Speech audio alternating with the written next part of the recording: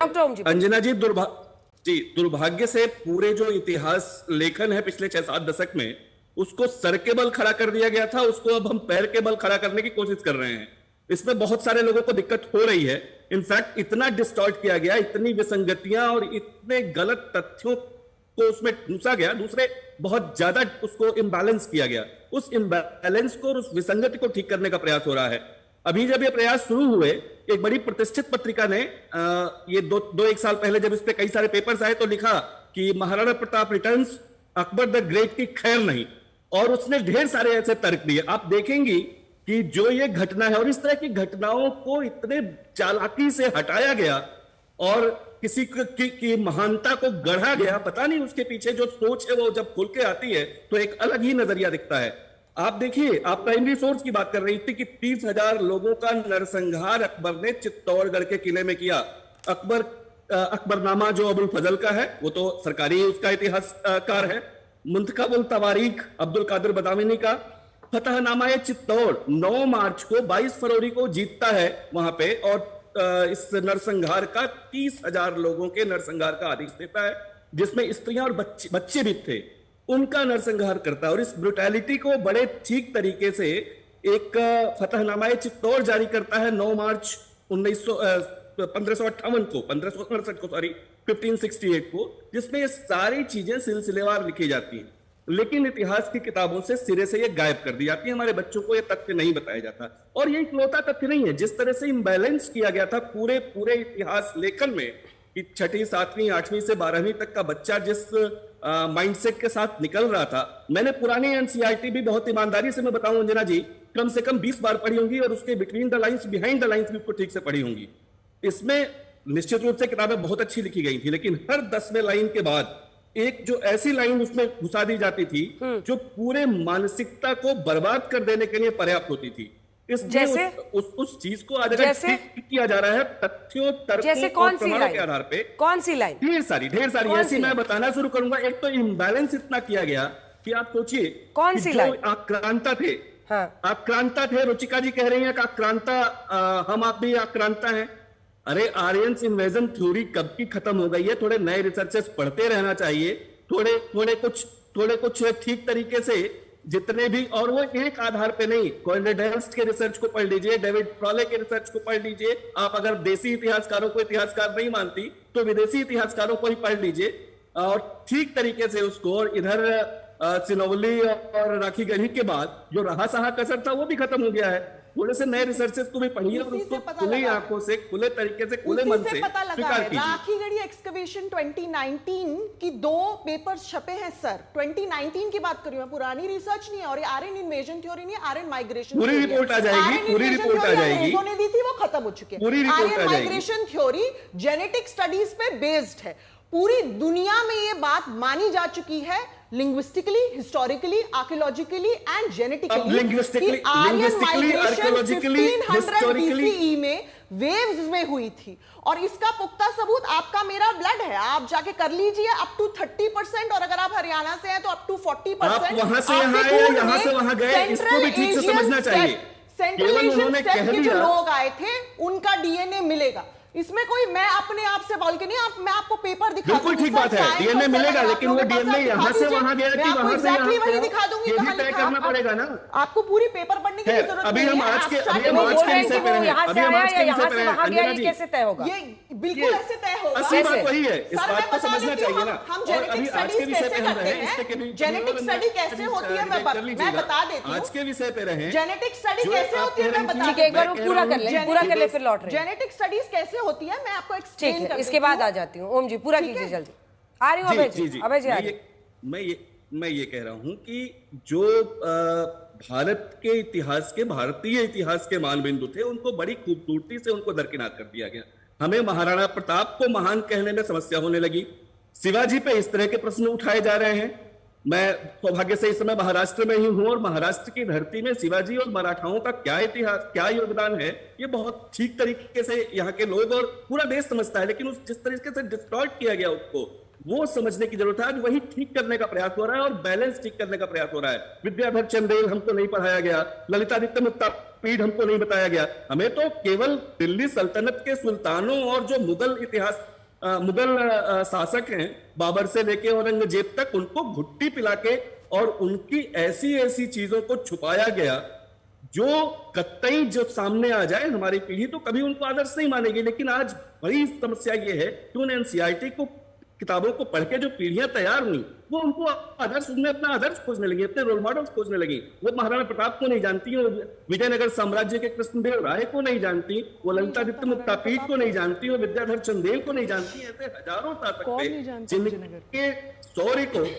शौर्य को नहीं जानती। रुचिका जी, कितनी लाइनें लिखी गई हैं, आप पढ़ के देख लीजिए। सर, अगर आपने सर स्कूल में अगर आपने अच्छे से हिस्ट्री लेसन नहीं पढ़ा तो इसका मतलब ये थोड़ी है विजयनगर के बारे में पढ़ाया नहीं जाता।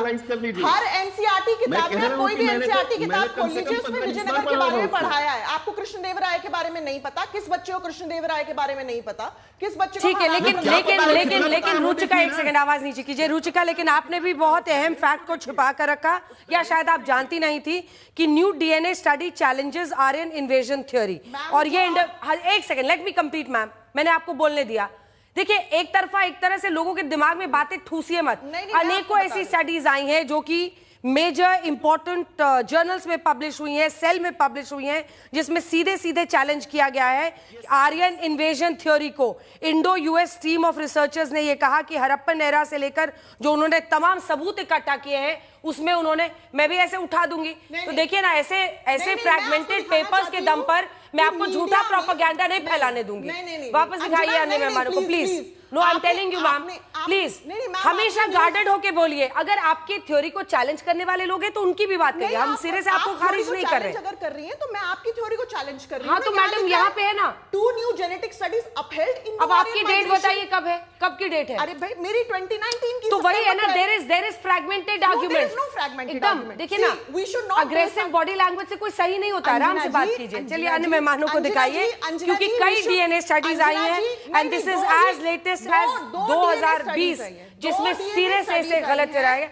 आवाज नीचे कीजिए इनकी, स्टूडियो में आप नहीं, बिल्कुल नहीं।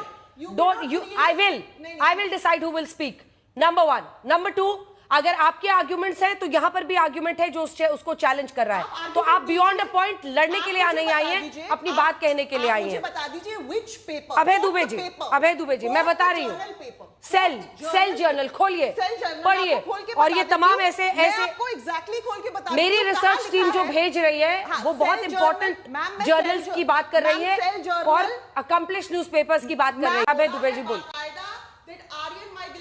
स्टूडियो को ऑफ कर दीजिए। अंजना जी,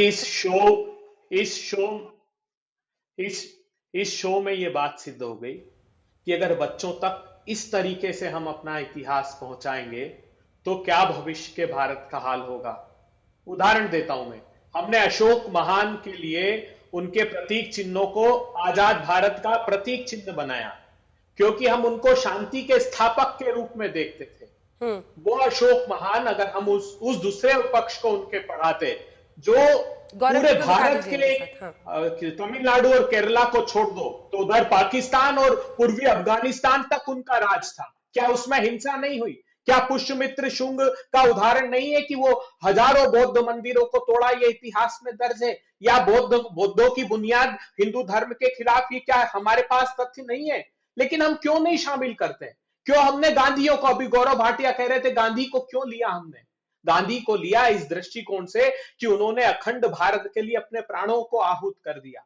इंदिरा गांधी जी ने, राजीव गांधी जी ने, महात्मा गांधी बलिदान हुए। ये क्या पढ़ाते हैं? राष्ट्रीय स्वयंसेवक संघ के शेषाद्री जी क्या लिखते हैं कि बंटवारे के खलनायक सरदार पटेल। लेकिन आज यहां आकर राजनीतिक स्वार्थों के लिए ओन करते, क्यों ओन नहीं करते अटल बिहारी वाजपेयी को, लाल कृष्ण आडवाणी जी को, बलराज मधोक को, श्यामा प्रसाद मुखर्जी जी को?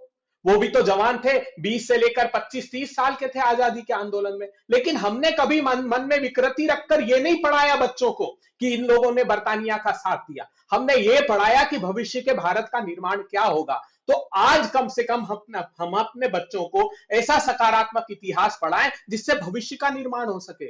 ऐसा इतिहास नहीं पढ़ाएं कि वो वर्तमान और भविष्य भारतीय जनता पार्टी की सत्ता के लिए देश का बिगाड़ दे। सिर्फ इनका उद्देश्य बहुत छोटा है। आपका उद्देश्य है देश में, ठीक है, देश में अपने वोट बैंक को कंसोलिडेट करने के लिए, आरोप उनका सीधा है कि आपको इससे फायदा होता है, आप अपने वोट बैंक को कंसोलिडेट करने के लिए इन थ्योरीज को और धीरे धीरे इतिहास जो बच्चे पढ़ रहे हैं उसको बदल रहे हैं। इसका जवाब दीजिए। बिल्कुल दूंगा अंजना जी। सबसे पहले तो महात्मा गांधी जी की बात करते हुए नकली गांधी परिवार की बात करते हैं और तुलना करते हैं तो मैं आपत्ति दर्ज करता हूं। महात्मा गांधी का हर कोई सम्मान करता है। हम लोग सोनिया गांधी और राहुल गांधी की तुलना महात्मा गांधी से नहीं करेंगे और ना सहेंगे। लेकिन अब ये जरूर बोला जाएगा अंजना जी, आप बताइए, बड़े दिल की बात कर रहे हैं, बीच में ना बोले, बीच में प्लीज। अंजना जी, ये तरीका ठीक है क्या? ये तरीका ठीक है? अगर आपको लग रहा है तो ठीक है, मैं चुप हो अबे जी, वो आपके बीच में नहीं बोले थे, लेकिन मैं फिर से आपसे कह रही हूँ गौरव जी, यही इनकी गंदी आदत है। प्लीज किसी पर पर्सनल टिप्पणी मत कीजिए, टॉपिक पे रहिए, बोलिए। नहीं अंजना जी, मैंने कोई पर्सनल टिप्पणी नहीं करी। इनके शब्द आप सुनिएगा। इन्होंने कहा महात्मा गांधी जी ने देश के लिए बलिदान किया और उसके बाद ये आ गए गांधी परिवार पे। तो मैंने ये कहा कि दोनों की तुलना ना करें और ये मेरी अपनी सोच है, इसमें कोई व्यक्तिगत टिप्पणी नहीं है। लेकिन अब मैं ये जरूर कहूंगा, बड़े दिल वाले मुझे ये बताएं, इमरान मसूद अभी कह रहे थे कुछ माह पहले 49 साल बादशाह रहा औरंगजेब, आताताई कैसे है? ये सोच है कांग्रेस पार्टी की। इमरान मसूद के शब्द हैं, बता दे औरंगजेब को मानते हैं हम तो गुरु तेग बहादुर, हम गुरु गोविंद सिंह जी को, छत्रपति शिवाजी महाराज को मानते आदर्श, आप किसको मानते? दूसरी बात, बड़ा दिल इन्होंने ऐसा दिखाया, सरदार पटेल की बात करेंगे लेकिन स्टैच्यू ऑफ यूनिटी आज तक गांधी परिवार नहीं गया। बड़ा दिल इन्होंने ऐसा दिखाया, भारत रत्न मैंने ये मुद्दा उठाया 1990 और 91 में बी.आर. अम्बेडकर साहब को और सरदार पटेल को दिया, पहले क्यों नहीं दिया? आपने इंदिरा गांधी को दिया, जवाहरलाल नेहरू को दिया, राजीव गांधी को भी मिल गया। ये पूछा जाएगा कि ऐसा क्यों है। तीसरी बात, मैं रुचिका जी को सुन रहा था, रुचिका जी ने चर्चा में ये नहीं बताया जब औरंगजेब ने गुरु तेग बहादुर जी का सर धड़ से कलम कर दिया, वो सही था क्या? उसे आदर्श मानना चाहिए। और सबसे बड़ी बात है, डीएनए टेस्ट करा रही हैं।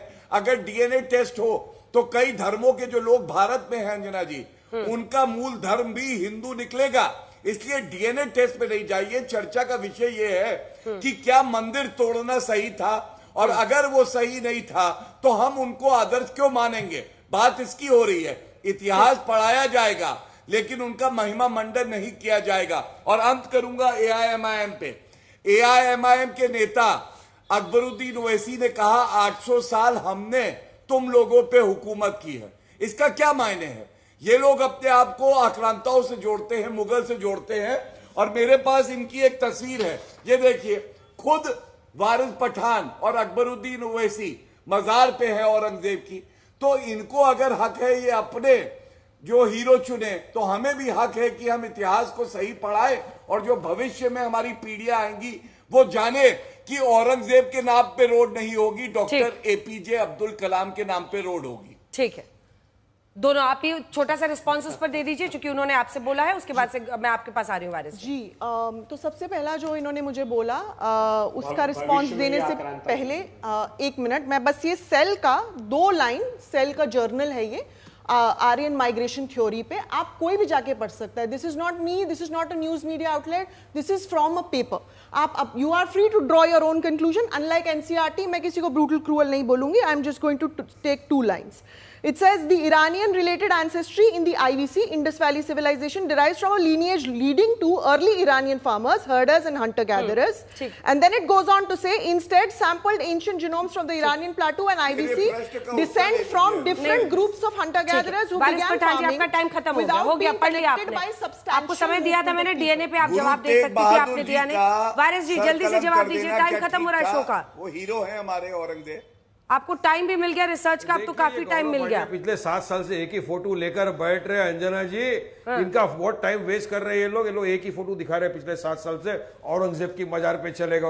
अरे भाई एएसआई का प्रोटेक्टेड मॉन्यूमेंट है, एएसआई गवर्नमेंट में आता है, आपकी सरकार सत्ता में, हटा तो नहीं जाएंगे, ब्लॉक कर तो नहीं जाएंगे, लेकिन यहाँ बैठ के झूठ क्यों फैला रहे हो आप? किसी ने कहा कि औरंगजेब की औलाद है, किसी ने कहा बाबर की औलाद है। अकबर की अच्छाई भी तो दिखाओ ना, अकबर ने क्या क्या रिफॉर्म लाया था वो क्यों नहीं बताते आप? अरे किताब में है। अकबरुद्दीन ओवैसी ने कहा 800 साल हमने हुकूमत करी, नफरत पे जवाब दो। वरना गणपति तो किया तो हिस्ट्री को रिपीट कर देंगे, हिस्ट्री को खत्म कर देंगे कि अरे जो भाई मुगलों ने किया। अब जो मुगलों ने अगर राज किया तो क्या मिटा देंगे अपना माई बाप मानते हैं, अब उनके वंशज हैं, अपना डीएनए टेस्ट कराइए। मुगल की औलाद है, चलो मैंने बोला क्या अब वो डीएनए पे तो इतना बड़ा भाषण हो गया, मैडम ने बताया, जो डीएनए एक्सपर्ट है उन्होंने बताया कौन कहां से आया, सब कहां से आए। और आपने जो कहा ना कि डीएनए हिंदुओं का नहीं, क्यों कहा? मेरा तो एक ही मानना है, मेरा मजहब भी सिखाता है कि हम सब आदम अलैहिस्सलाम की औलाद है, हम सब आदम अलैहिस्सलाम की औलाद है। 10 करोड़ है, 100 करोड़ पे भारी है, ये भी आप ही ने कहा था। ये तो मेरा ईमान बनता है। 10 करोड़ है, 100 करोड़ पे भारी है, लेकिन सच्चा इतिहास। ओम जी जल्दी से एक कमेंट, क्योंकि देखिए ये बार बार विदेशी आक्रांताओं की तुलना सीधा कर रही थी भारत के राजाओं से, हिंदू राजाओं से, लेकिन ये भी तो देखना होगा कि उन हिंदू राजाओं के आक्रमण के बाद जौहर करने की स्थिति तो महिलाओं के लिए नहीं आ रही थी ना। जौहर क्यों करना पड़ रहा था? अंजना जी देखिए, कुछ चीजों पर पट्टी बांध लेना तो कन्वीनियंस वाली हिस्ट्री हो गई ना। मैं किसी राजनीतिक टिप्पणी में नहीं जाना चाहता अंजना जी, लेकिन दुर्भाग्य से आजादी के बाद जो इतिहास लेखन की धारा हुई वो ऐसी हुई जिसने अपनी जिन चीजों पे, अपने इतिहास, अपनी विरासत पे जिस तरह से गर्व करना चाहिए था उस तरह से नहीं किया, और बहुत डिस्टॉर्टेड हिस्ट्री, बहुत इम्बैलेंस्ड हिस्ट्री हमारी नई पीढ़ियों को पढ़ाई और बहुत खराब मानस तैयार किया उनका। आज वो सारी चीजें ठीक करने का प्रयास हो रहा है, किसी सच को छुपाने की बात नहीं है।